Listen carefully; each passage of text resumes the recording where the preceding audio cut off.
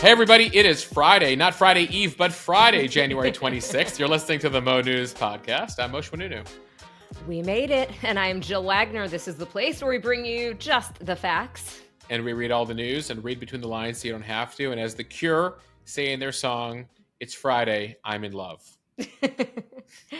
And it's Friday, which means we do have some corrections, Mosh. Oh, is it not? Are we going to make this a weekly thing now? I know we have a couple corrections today, but you're like, if it's Friday, it's corrections.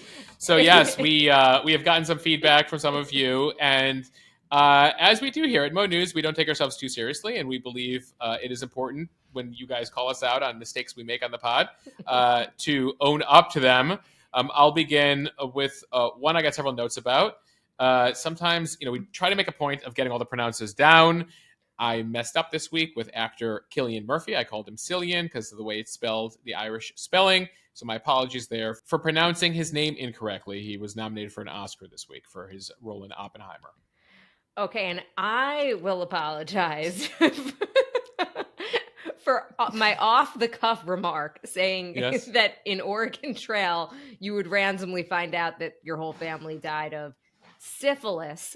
And some people pointed out that it was really dysentery, typhoid, cholera. Those were the diseases that were killing people, not syphilis. And so someone messaged you about it. And then you posted on Instagram, which I reposted, and I got the funniest comments back. By the way, when we're talking about Oregon Trail, we're talking about the game that was played in the late 80s, early 90s, floppy disk. And you'd play it and then find out your family in the video game, died. So, Jill, what did the Mo News community tell you? Someone says, I heard that too and busted out laughing. In my head, I thought, damn, Jill, what was your family doing on their way to Oregon? And then another person wrote, I absolutely loved this error. It brought laughter, out loud belly laughter that triggered a conversation with teens who were listening and some great educational opportunities. Needless to say, they realized both syphilis and dysentery are undesirable. Listen, Oregon Trail taught us a lot. I think you could also die of a snake bite. Yes. And sometimes if you had to ford the river, sometimes you would drown. So there were many ways to go. You came up with a new one, and we hear it at Mo News. Listen, accuracy is important to us. We promise you just the facts. And so there you have it. Needless to say, let's get to some headlines here. Texas, back to putting razor wire on its border with Mexico. Despite this week's Supreme Court ruling, what is the story there?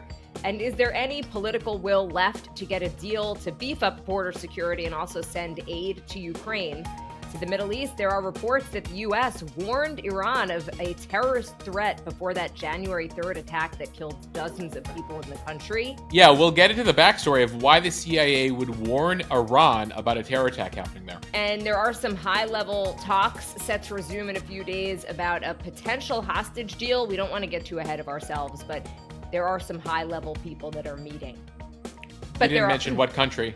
But there are some high-level people meeting in Europe from Israel, Qatar, Egypt, and the United States. Onto the economy here in the U.S., some new data shows we've pulled off a soft landing and then some.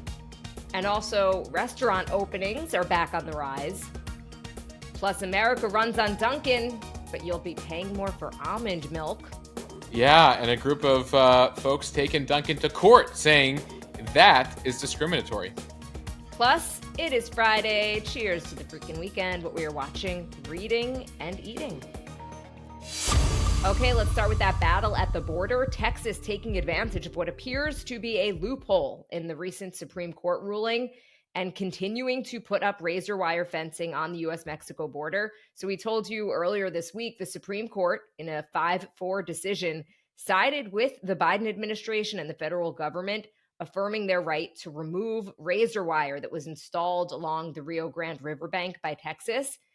However, the ruling doesn't specifically call for Texas to take any action in the matter. So authorities in Texas say they have the green light to continue to put up the fencing, and federal border agents can take it down if they want. So this is just the latest battle, though, between Texas Governor Greg Abbott, a Republican, and the federal government. which he says is just not enforcing laws that would protect the border. There have been a record number of migrants streaming across the border in the past few months, simply overwhelming the system.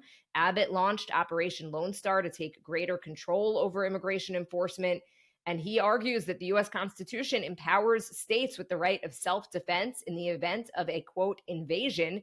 The Biden administration has accused Texas, though, of interfering with federal control over immigration and border security. Yeah, by the way, Abbott believes that the asylum seekers, the people coming across the border, he deems an invasion. This is among the many issues that are being argued in court right now between the Biden administration and Texas. The bottom line is, for more than 200 years, the federal government is in charge of our international borders. It's not a state matter, and that's what the White House has been saying. Texas saying, well, if you won't control the border, or we don't believe you're controlling the border, we're going to control the border.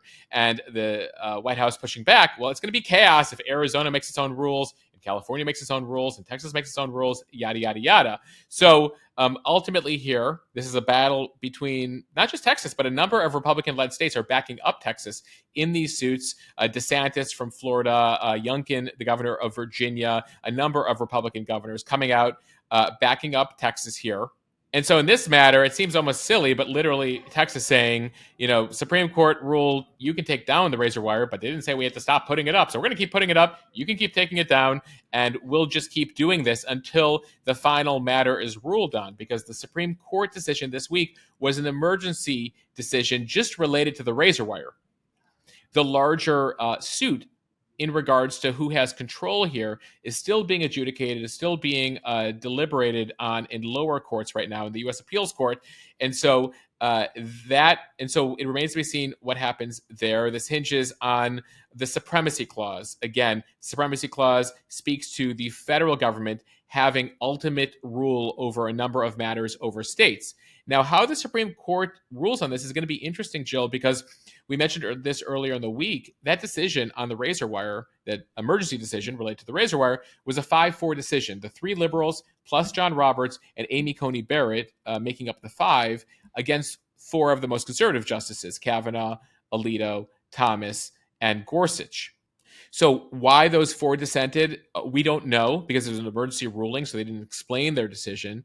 But that leads to some questions about how the court might ultimately rule on this matter, and that's something we're going to watch.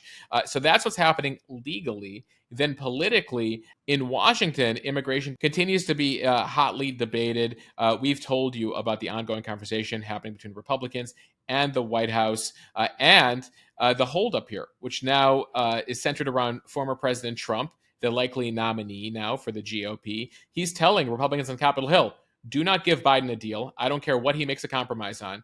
I will give you a better deal. Do not give him a win before this election. So while Republicans at the same time say this is an urgent matter, they are saying, I don't know, if we can't get everything we want from the White House, we're not going to make a deal at all. Now, that has frustrated Mitch McConnell, the leader of the Republicans in the Senate. He is no fan of Trump, by the way. They've had their issues. He had a closed-door meeting, and we found out details on this from Punchbowl News, the newsletter, which does a great job on Capitol Hill. He said that this has put the party in a quandary, and he says, basically, the clock is running out here, guys. We can make a deal, but maybe we can't make a deal because of the pressure we're seeing Trump put on some of our fellow Republicans. And McConnell apparently told the group in the Senate, we don't want to do anything to undermine him. So sort of understanding that they should be deferential to the likely party nominee, regardless about how some of them feel about it. So ultimately here, McConnell has been saying, listen, we got a great deal from Biden here. He is making compromises in immigration in order to pass the larger deal, which will involve aid to Ukraine. He gives us something on the border. We give aid to Israel. It's a whole comprehensive package. But with this holdup on the immigration front, it's unclear whether anything will get done here and whether any compromise is possible, even though it does appear both sides are willing to give. But the Republicans here, at least a group of them, are not willing to compromise because they think they'll get something better with the next president. Okay, now to some news about the news business. Another wave of layoffs in the news industry. Business Insider saying that it's going to be cutting about 8% of its staff. The CEO, Barbara Pang, announcing the job cuts in a memo to staffers on Thursday, saying, quote, we have already begun to refocus teams and invest in areas that drive outsized value for our core audience. Unfortunately, this also means we need to scale back in some areas of our organization. I don't think that's so reassuring to anybody who lost their job. Back in 2015, Axel Springer, one of Europe's largest digital publishing conglomerates, bought Business Insider for about $343 million. And it comes as the LA Times set to cut their staff by over 20%. That includes about 115 journalists. That news broke this week as well. Sports Illustrated gave layoff notices to most of its staff and possibly all writers and editors last Friday. BuzzFeed News, Jezebel, Popular Science have all closed shop. So yes, newspapers have been shrinking for more than a decade. So Moshe, there was a lot of hope when it came to these digital startups, but a lot of them have folded in the past few years.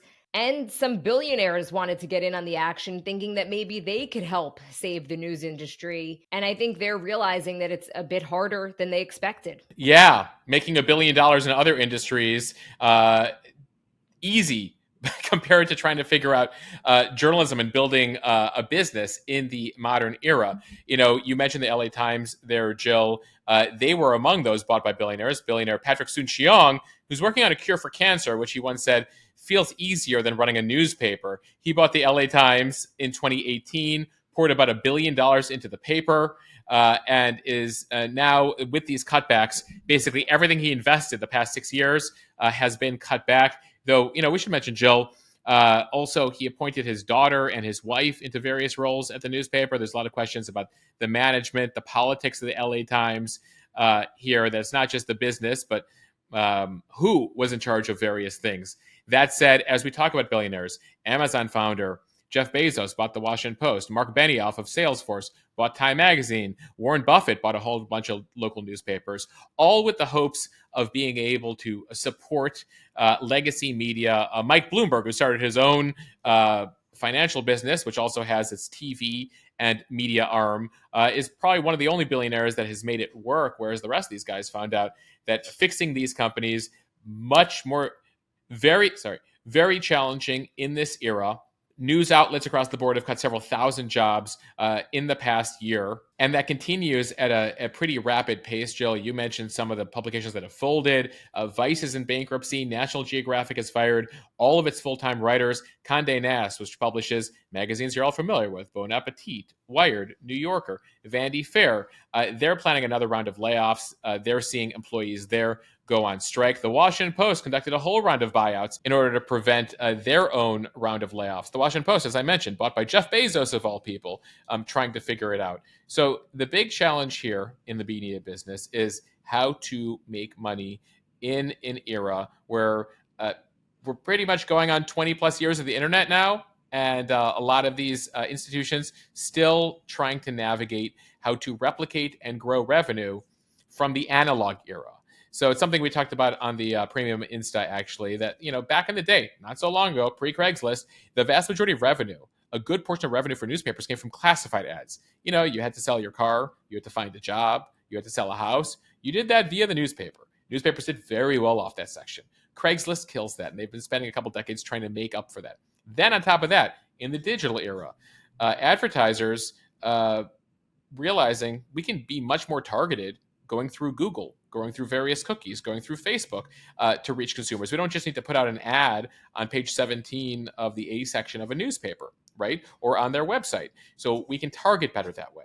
So that's an issue. So overall ads going bye-bye. Classified ads went bye-bye. When it comes to live television, people are watching online, on social media, etc. So fewer people watching on TV means ad revenue is going down. So that's an issue for television. Then add to that a bunch of these organizations gave away their news for free online for a long time. So when they started to put up paywalls again to have you subscribe, you're like, wait, why do I have to pay for news? Well, you always had to once pay for news, but for a few years there in the 2000s, you didn't have to pay for it anymore. So add that all together in the mix. Then on top of that, you know, various mistakes institutions have made. You know, we can talk about bias and mistakes, and certainly there is a share of blame to go around on the part of various organizations. And so people have lost trust. And so there's a whole bunch of stuff in the mix there that has led to this situation, Jill. And the most urgent one, I think, and we've talked about it on the pod before, is local news. 1 out of 3 newspapers have folded in the past 20 years. They were bought up by chains. They were bought up by hedge funds and finance folks who were sucking them dry for cash and money, and then basically folded a bunch of these newspapers. Some newspapers that are still around, by the way, might have 1 or 2 reporters left in the newsroom. I was in Ohio last year and discovered there was a local paper for a pretty large town that had 1 reporter left. 1. And so, ultimately, even if you have a newspaper, a lot of it is filled with third-party content, and ultimately not much in the way of local reporting on City Hall, on pollution, on corruption, on things happening in your neighborhood. And that, I think, is one of the most urgent crises we face as a country. Mosheh, I'm totally with you. And as somebody who worked my way up through local news, I do really see the importance in it. When I was in Lansing, Michigan, we had a newsroom full of reporters who were just covering Lansing, which was a small city of 100,000 people. There's also the Lansing State Journal, which was a great newspaper that covered Lansing as well. And Lansing was the capital of Michigan. And we all had beats. And so we had contacts that we would call. You knew when something wasn't right. Obviously, there are politicians everywhere who are getting away with stuff, but fewer of them are going to get away with things. And there's going to be just less funny business with local journalists. And I believe you pointed this out on the Instagram account. The Jeffrey Epstein story, that was the Miami Herald that broke that story. That is a local newspaper that did that kind of journalism. And it just points to the importance of it. Yeah, and you can point out those examples around the country. And at the same time, I hear people's frustration with the media, right? The media, big little m there, or big M, or whatever you want to say. But ultimately, our democracy is powered by information, good information, so we can make good decisions.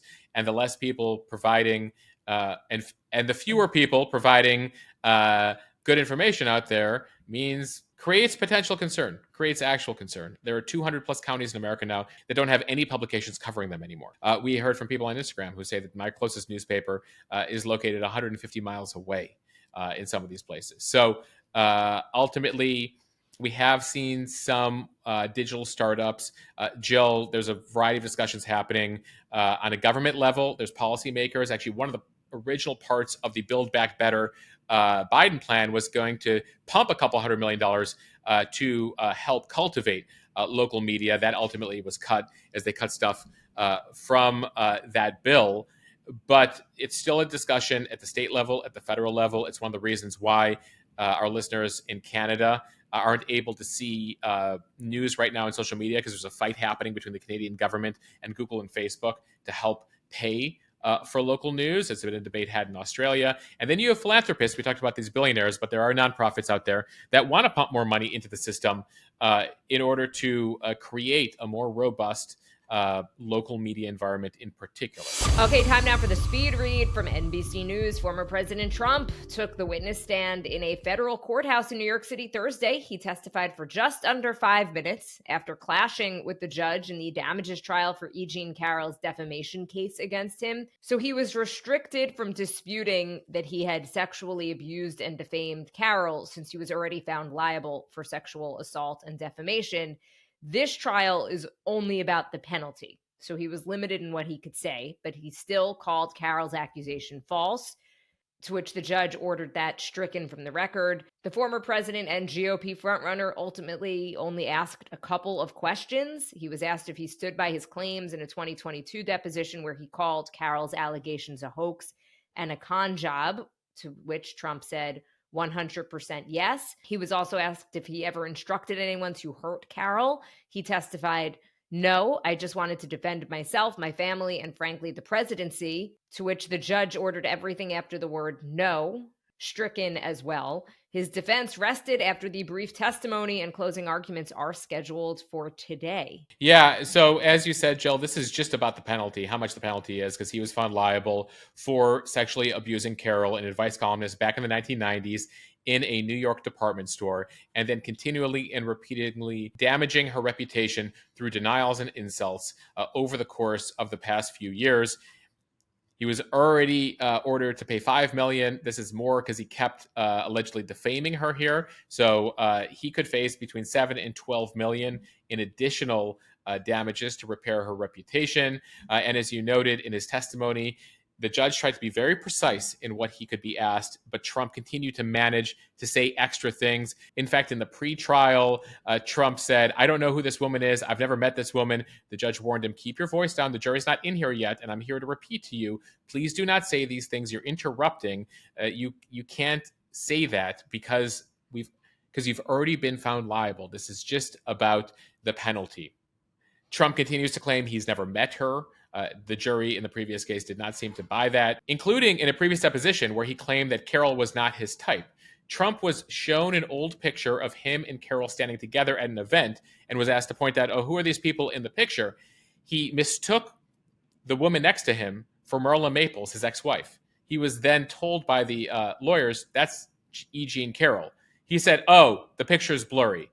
So that was one of the issues he faced in trial number one that actually dealt with the liability there. So Jill, we thought it's notable here just because, again, he's the GOP frontrunner. He's facing these cases, and this is one of the arguments his opponents, including Nikki Haley, have made, that he continues to bring distractions and potential legal issues here. And so she's been warning Republicans, maybe we shouldn't be nominating him. But so far, it appears Republicans say, we don't believe these trials are legitimate, and we're going to proceed, at least a majority of them so far in the first two states, with making him our nominee. Okay, this from the Wall Street Journal. The U.S. secretly warned Iran that ISIS was preparing to carry out the terrorist attack early this month that killed more than 80 people in a pair of coordinated suicide bombings. The confidential alert came after the U.S. acquired intelligence that the ISIS affiliate in Afghanistan, known as ISIS-K, was plotting to attack Iran. American officials say that the information that they passed to Iran was specific enough about the location and sufficiently timed that it could have proved useful to Tehran in thwarting the attack on January 3rd, or at the very least mitigating the casualty toll. However, Iran failed to prevent the suicide bombing, which targeted a crowd that was commemorating the anniversary of the death of Qassem Soleimani, the commander of the Islamic Revolutionary Guard, the Quds Force. Despite the American warnings, some Iranian hardliners have suggested that Islamic State perpetrators were linked to the U.S. and Israel. Yeah, a few of them saying ISIS reports to America and Israel, to which the U.S. and Israel saying, what are you talking about? The U.S. officials right now are declining to say what channels were used to warn Iran or divulge details here. Remember, the U.S. does not have an official diplomatic relationship with Iran, so they could have used a variety of mechanisms here, whether through the Qataris, through the Iraqis, through another country that has a relationship with Iran. One American official telling the Journal that the Iranians did not respond to the U.S. about the warning, though it is leading to a question many of you have asked over on Instagram. Wait, the U.S. is warning Iran about a terror attack inside its country? What's up with that? Well, the U.S. intelligence community has what's known as a duty to warn, which requires spy agencies to warn intended victims, whether they're U.S. citizens or not, if they're the target of a terrorist attack. Now, there are exceptions if the victims themselves, the intended victims, are terrorists or criminals themselves. In this case, they picked up a warning that ISIS, which, by the way, ISIS is Sunni, Iran is Shiite. ISIS is the most extreme of the extreme of the extreme ideologically when it comes to their violent interpretation of the Quran. So for ISIS, the Taliban is too soft. For ISIS, Iran is too soft. So they will bomb internally other Muslims, which is particularly controversial in the region. So this was not the first ISIS attack. The U.S. picked up info here, gave it to Iran, the idea being potentially, again, they're not saying too much about this, that they wanted to make sure Iran knew that the U.S. was not involved in something coming up, and potentially try to extend an olive branch of sorts to Iran at a time where tensions are high, saying, hey, we're looking out for your people, even though you're also bombing U.S. bases in Iraq and Syria and supporting the Houthis right now. So if you thought the Middle East was complicated, here's an extra complication today. And in the enemy of your enemy is my friend construct, the U.S. warning Iran about ISIS. Moshe was one of those headlines that you're like, wait, what? And then you read it again and you're like, okay. And then add to that, ISIS, is the Islamic State. Iran goes by Islamic Republic, so you got to read that twice. So anyway, needless to say, I hope that clarified it for everybody. And then this was ISIS-K. Just ISIS-K, to throw in another, another an letter. affiliate of ISIS, the ISIS Khorasan, of course. All right, from Axios, in the next few days, a big meeting on the books about a potential deal to release the remaining hostages held by Hamas. CIA Director Bill Burns is expected to travel to Europe to meet with the head of Israel's Mossad, Egypt's intelligence chiefs, and the Qatari prime minister. Israel has offered a 2-month pause in fighting and the release of more Palestinian prisoners in Israeli jails in exchange for the release of all the hostages, about 130 men, women, and children. Hamas has reportedly said no to that, but Axios' Barak Ravid reports that Israeli officials hope this upcoming meeting will encourage both Qatari and Egyptian mediators to put more pressure on Hamas. A senior Israeli official who was directly involved in the talks said that the impression is that there is a willingness on all sides to get a deal, and momentum has been created. But I'm also seeing these reports in Israeli media that Hamas is still playing some hardball here. They've put out there that they're looking for a 2-week ceasefire before any hostages are released. 2 months-long ceasefires between each stage of a release, hundreds of Palestinian prisoners for every one Israeli soldier released, among a few demands that apparently are circulating out there. So we'll see what comes of these talks as Burns goes. Remember, Burns was heavily involved in that first round back in November that led to the release of about 100 hostages in exchange for just over 300 prisoners.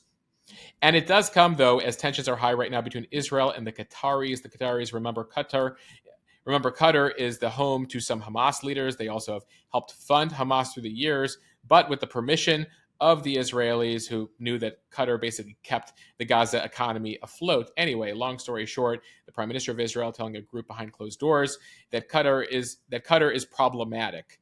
Qatar taking offense to those words, saying, "I hope you didn't say that, Israel, because we're helping you here."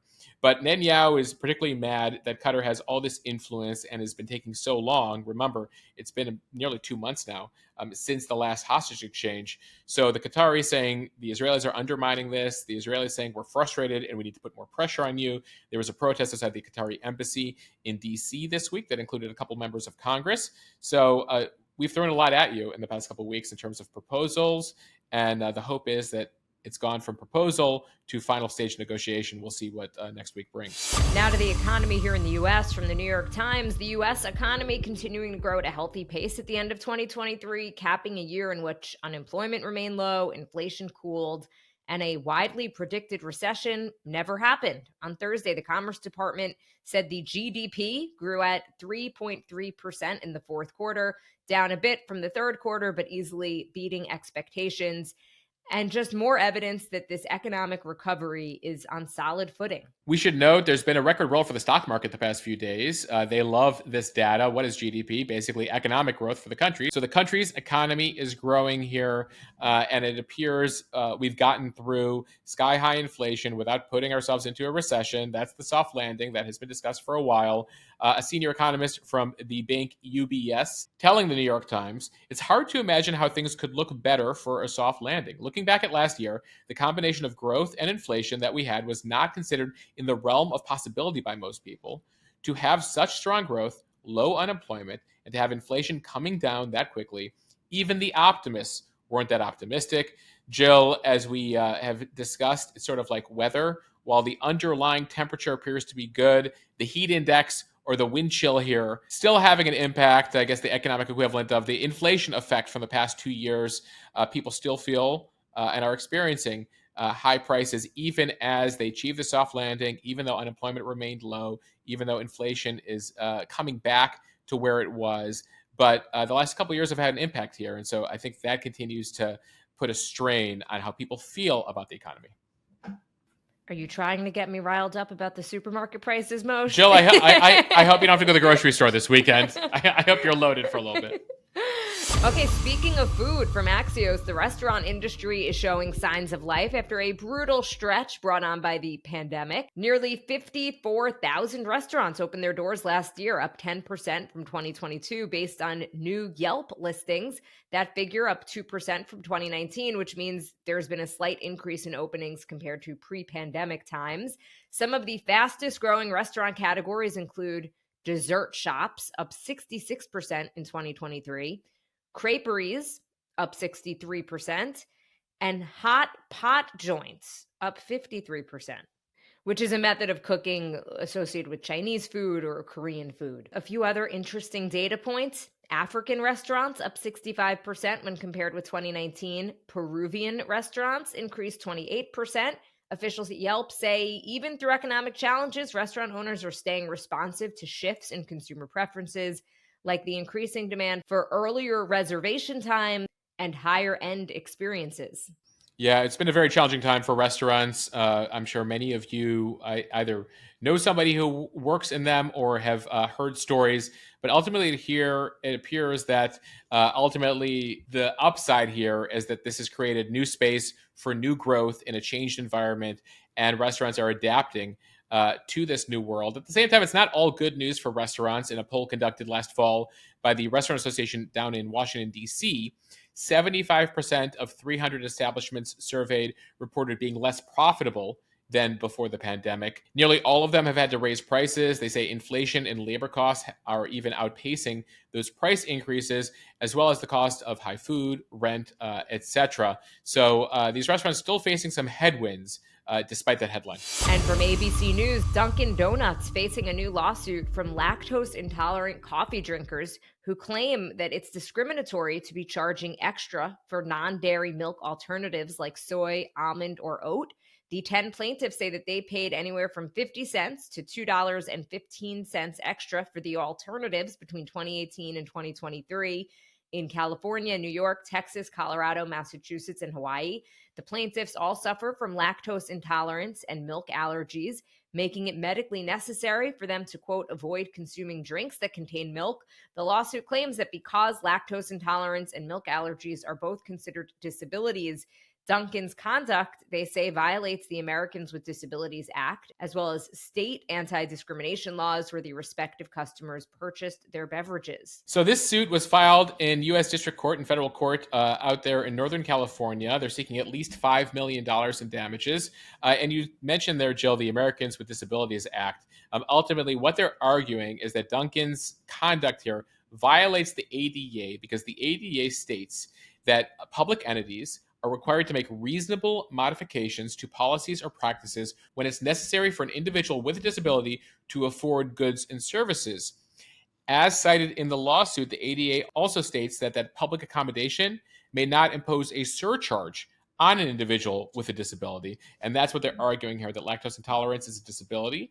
And Dunkin is required to provide them with an alternative without charging them extra. It is similar to a class action lawsuit that same law firm that represents these clients filed against Starbucks in 2022. Starbucks filed a motion to dismiss the lawsuit. That's still pending. Dunkin has a while to respond right now till March 4th on this suit. Jill, I should note, we've seen a couple of these examples where protesters have shown up at coffee places and glued their hands. I think it was a Starbucks where they glued their hands to the counter to protest this surcharge. When it comes to milk, clearly these franchises and stores are probably buying wholesale with access only to retail numbers. Lauren on our team ran the numbers here. We looked at Walmart, how much milk costs, and took it down to $1 per ounce. Ultimately, regular milk, we're paying retail here at Walmart, regular milk costs about 3 cents per ounce based on what we saw over at walmart.com. Organic milk, 5 cents per ounce. Almond, about 5 cents per ounce. Oat at about 8 cents an ounce. And so it does appear, at least in the case of oat milk, that's about double the price on a per ounce basis retail from regular milk. Again, we'll see what we learn from this lawsuit. But it's an interesting case here based on what the ADA says.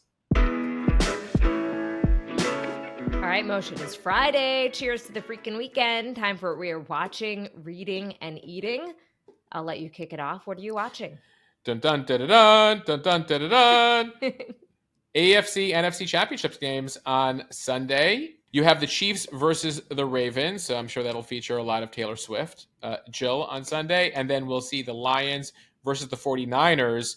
The Chiefs and the Ravens have had a lot of success in the past couple decades. The Chiefs in particular, they're almost making the Super Bowl an annual visit. On the NFC side, the Lions have never made it to a Super Bowl. They're the only NFC team that has never made it. So despite the fact that I grew up a Chicago Bears fan and the Lions were rivals, sort of rooting for them here because, it's history. Jill, what are you going to be watching this weekend? So I'm going to be rewatching The Wire, or at the very least, starting to rewatch I was The going to Wire say, from season one. that'd be a very aggressive weekend, Jill, watching the whole Wire in a weekend.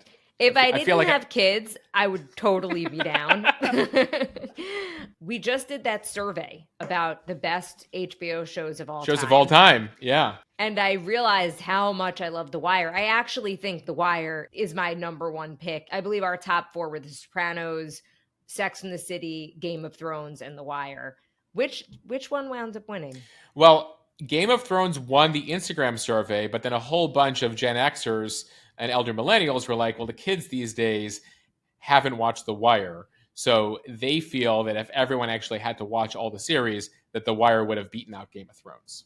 Especially since a lot of people are upset about how Game of Thrones ended. And if there is anybody out there who has not watched The Wire yet, if you are at all interested in local news and newsrooms and how they operate, I forget which season it is, but maybe the second season or the third season is based on the local paper there. So I highly recommend watching it.